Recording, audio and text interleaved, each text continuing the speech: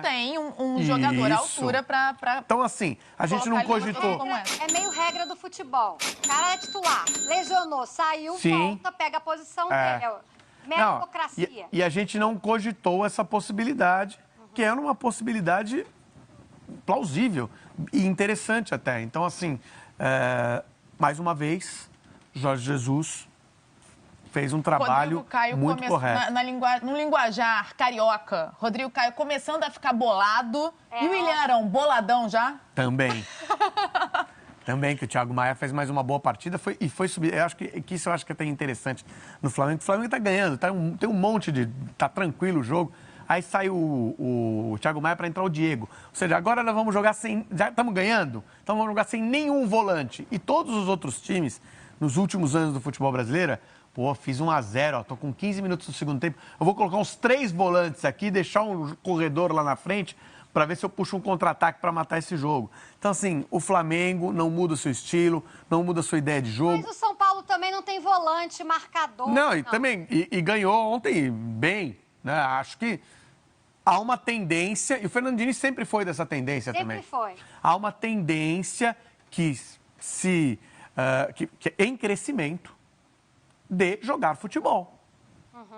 3-0 nos 2 jogos, os dois tiveram um gol de pênalti. A gente já vai falar do jogo do São Paulo, mas o pênalti em cima do Flamengo que o Gabigol acabou convertendo em gol. Não foi. O PC acha que não foi pênalti. Não foi. Não foi. E assim, a explicação do PC é muito precisa, a gente só vai apenas repetir aqui. Isso é hoje em dia, esses tipos de lance, eles estão descritos na regra. Então, desvio, de distância curta, braço abaixo do ombro, sem movimento, porque ele poderia estar com o braço abaixo do ombro e fazer um movimento lateral para impedir a bola de passar. E aí seria pênalti. Mas não, ele é pego de surpresa, ele não faz um movimento do braço, é a bola que bate no braço dele, tanto que o braço dele vai para trás. Se ele põe o braço na bola, ele faz uma força com o braço e o braço dele não iria para trás, né? Então, assim, tem todos os elementos descritos na regra para não marcar esse pênalti, tá? Então foi um pênalti... Não que isso fosse mudar a história do jogo, com respeito ao Barcelona. Não, claro que não. Porque o rolo compressor aí, rubro-negro, nos 35 minutos, primeiros 35 minutos, tinha feito 3 chutes a gol, que é pouco para esse Flamengo, né? Mas porque o Barcelona ali lotou o meio de campo para poder complicar a vida do Flamengo. 10 minutos depois, quando vai para o intervalo, o Flamengo já estava ganhando de 2-0. Quer dizer, o rolo compressor aí funciona de... Graças a Deus, né, Fabíola? Porque tu ia perder um dinheiro se o Flamengo não vencesse essa partida. Com tranquilidade, né? Ontem apostou. Com tranquilidade. Só aposto. Coloco tudo que eu tenho. Eu não falei 3-0, não? Eu quero que repita. Aí isso tem que rever. Não se arriscou no placar, só para completar. Não, a gente até falou, a placar também não. Só para completar sobre o pênalti, tem gente que fala assim, mas essa bola ia passar e ia chegar no jogador X do Flamengo. Não importa. Não tem nada escrito na regra dizendo o que aconteceria depois que a bola bate na mão. Entendeu? Foi o toque de mão dele que estragou a jogada. Sim, mas o que a regra diz é toque involuntário e toque com intenção. Isso aí é um toque involuntário muito claro. Bruno Henrique, que jogador forte. Quando ele tomou aquela pancada, eu falei assim, rapaz, tiraram o Bruno Henrique do jogo. Não sei nem se ele vai mais para a seleção, se tiver jogos das eliminatórias, porque foi uma senhora pancada, era para expulsão, inclusive, né? Mas, minutos depois, o Michel já foi para o aquecimento, né? O Michel já foi para o aquecimento e minutos depois o Bruno Henrique estava fazendo o 3º gol, né? E não foi isso que o tirou da partida, depois ele até saiu, foi substituído pelo Vitinho, mas só no finalzinho ali da partida. Não foi aquele totó, não. Foi uma travada no tornozelo mesmo, que virou o pé dele e tirou ele do jogo. Tirou ele do jogo. Poderia ter tirado ele do jogo. Não tirou porque ele é muito forte. E sabe o que é curioso? Claro que e ele saiu com o joelho dolorido, né? Acho que quando vira... Porque o que virou claramente foi o tornozelo. Dá uma torcida ali em cima. Deve torcer tudo, né? Não, é só destacar aqui, lembrar, né, todo mundo, que o Bruno Henrique, claro que ele explodiu pro futebol mais velho, mas é um cara que não passou por categoria de base, é um cara que não teve formação muscular adequada. Famoso jogador raiz. E é impressionante a categoria, a técnica e a força dele. E você também saiu novamente muito impressionado com o Everton Ribeiro, conforme já Não, disse. saí, sim. Acho que... não que ele sempre foi Não fez gol, mas deu uma assistência. Sempre foi um bom jogador. Sempre foi um bom jogador. Desde as categorias de base do Corinthians, quando ele era lateral esquerdo. O Corinthians não quis ele, né? O Corinthians não quis. Foi o Tite, inclusive, que falou, não, esse aqui não vai dar certo. Agora aqui. tá querendo. Né? Ele era lateral esquerdo. Enfim, depois no Cruzeiro, excepcional. Só que ele ele está num time com tantas estrelas, que outros jogadores o ofuscaram. No ano passado, a gente sempre falou dos gols e das assistências de Arrascaeta, Gabigol e Bruno Henrique. E nesse ano, o Everton Ribeiro tem sido merecidamente chamado para a seleção, tem sido um destaque no mesmo nível, talvez até superando a Arrascaeta, mas pelo menos no mesmo nível do Gabigol e do Bruno Henrique. E os números mostram que o Flamengo dominou amplamente a partida, né? 18 finalizações contra 5 do Barcelona de Guayaquil, 65% de posse de bola. Assim, tem que utilizar a posse de bola. Eu acho que foi bem utilizado, né? Porque ontem, por exemplo, a gente viu o Liverpool e Atlético de Madrid, a posse de bola do Liverpool, extraordinária, está classificado o Atlético de Madrid. Mas nesse caso, assim, quando você utiliza a sua posse de bola e consegue mais gols do que o adversário, até porque o adversário fez o total de 0, né? Então é mais fácil conseguir mais gols do que o adversário. Aí sim. Mas é uma tendência do Flamengo.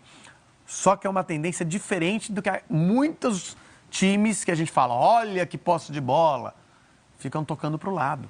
Sai do lateral para o zagueiro, outro zagueiro, lateral. O volante pega, dá para o zagueiro. O zagueiro dá... Olha a posse de bola, olha quantos passes certos trocados. Isso não é nada. O Flamengo não. O Flamengo pega a bola e vai para cima. Pega a posse de bola dele e vai lá chutar no gol. E teve... Sabe o que me chama a atenção nesse Flamengo, ao contrário do resto dos times do Brasil hoje? No primeiro tempo, no intervalo, o Flamengo vai pro vestiário com 9 finalizações e 2 gols. E é isso que importa. Quer dizer, a gente já falou aqui do São Paulo, do Fernando Diniz, né, que era um problema até ontem. 18 chutes a gol e 1 gol. Não resolve. Se perder a partida, não resolve. Agora, 9 finalizações e 2 gols é um aproveitamento. Em 45 minutos. É um aproveitamento maravilhoso, né? E teve polêmica depois do jogo, porque Jorge Jesus é estilo André Lofredo, fala o que pensa. Eu gosto assim. Eu também. Fez críticas ao às gramado vezes do não Maracanã. dá certo, não. Comentou a questão do mando do estádio. O gramado não tem muita qualidade para dar velocidade à bola, mas de qualquer maneira também não podemos culpar muitas pessoas que fazem a manutenção do relevado ou do gramado. Quando joga aqui Fluminense, Vasco da Gama, Flamengo, não há gramado que resista. Mas não pode ser assim, tem que haver prioridades. Se o mando no campo do Maracanã é do Flamengo, então tem que mandar. Não manda nada, paga mas não manda nada. Acontece que o Flamengo assumiu a administração do Maracanã junto com o Fluminense para uso comum dos clubes, né? Incluindo o Vasco, que ele cita ali. Assim, então vai ter jogo do Fluminense, certamente, e alguns jogos do Vasco acontecerão no Maracanã. Olha só, se o gramado tá ruim, o Flamengo tá jogando assim, fico até com medo do gramado bom. Porque, sim, vamos falar, o que o gramado, que talvez não esteja espetacular, mas pelo que a gente vê no Brasil aí, tá longe de ser chamado de ruim. Mas me pareceu uma crítica ao Flamengo, o que o Jesus faz. Ele fala, peraí, ô Flamengo, você não é dono disso aqui? Como é que tá deixando o gramado desse jeito? Vocês não fizeram essa leitura não, hein, Fabiola? E não deixar os rivais jogar, né? Os adversários. É isso que ele pediu ali nas entrelinhas. Olha, eu acho que o Fluminense e Vasco não deveriam jogar aqui. O Fluminense não tem jeito. Mas é o que até o próprio Vasco. O Maracanã é uma concessão pública. O Flamengo é um administrador. Sim, se for interessante para o Flamengo que o Vasco jogue, assim, se chegar a um acordo, o Vasco joga. E muitas vezes o Vasco tem um campo. O Vasco tem um estádio dele e utiliza bem. E para muitos jogos é melhor para o Vasco utilizar São Januário do que o Maracanã. Então não é que Mas o Vasco, o volume não é do que o público, volume, ele consegue eu sei, mas colocar não é que mais o gente Vasco no vai Maracanã. jogar um número de partidas no Maracanã que vai ser responsável por estragar o gramado do Maracanã. Sinto muito, mas isso não será verdade. E o Fluminense, administrador em conjunto, vai jogar no Maracanã. Então, assim, eu acho que a crítica... e não sei, assim, eu não fui lá, não passei a mão no gramado, não pisei, não corri, não chutei, mas, assim, não me parece não parece a pior coisa do mundo, não. Falando ainda de Jorge Jesus, ele está ainda negociando a renovação de contrato dele com o Flamengo, a coisa está emperrada. Agora vai emperrar mais. Na grana, por quê? Vai emperrar mais porque nós temos um problema de câmbio no país e o Jorge Jesus, claro, ele é português, ele quer receber o dinheiro dele paralelo ao euro, tá? Ou ao dólar, enfim. Ele não quer receber, ele quer receber. Olha, em Portugal eu receberia tantos mil euros, eu quero receber tantos mil euros no Flamengo. E o Flamengo não sabe quanto que vai custar o euro, nem o dólar, daqui a 6 meses. E a tendência não parece ser assim, que vai ser tranquilo. Ontem o Marcos Braz, vice-futebol do Flamengo, falou que está otimista e está confiante em relação a essa renovação. Eu acho que tem esse problema. Qual é a proposta do Flamengo? Câmbio fixo.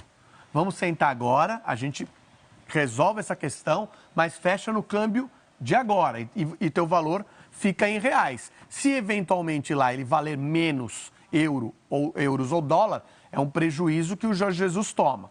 Só que o Flamengo vai colocar premiações também a mais para o Jorge Jesus. Se conquistar a Libertadores de novo, se for campeão mundial, tem mais isso aqui.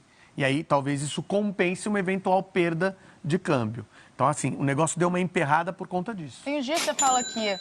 E a informação sobre aquele assunto? A gente não dá mais? A gente não toca mais naquele assunto que diz respeito a um jogador do Flamengo? Do que eu tô falando?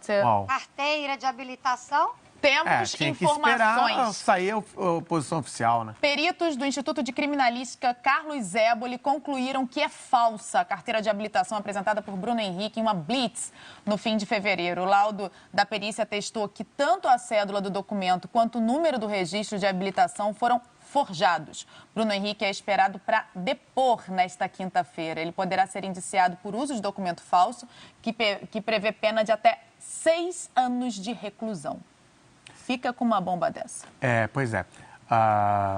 Não quero defender o Bruno Henrique, até porque eu acho que não tem defesa, mas o jogador de futebol está muito acostumado a que todo mundo faça as coisas para ele. Documento, você pega no guichê de atendimento do posto que te entrega. Então, o passaporte é ali na mão do cara da Polícia Federal, no posto da Polícia Federal. O documento do Detran é no Detran que você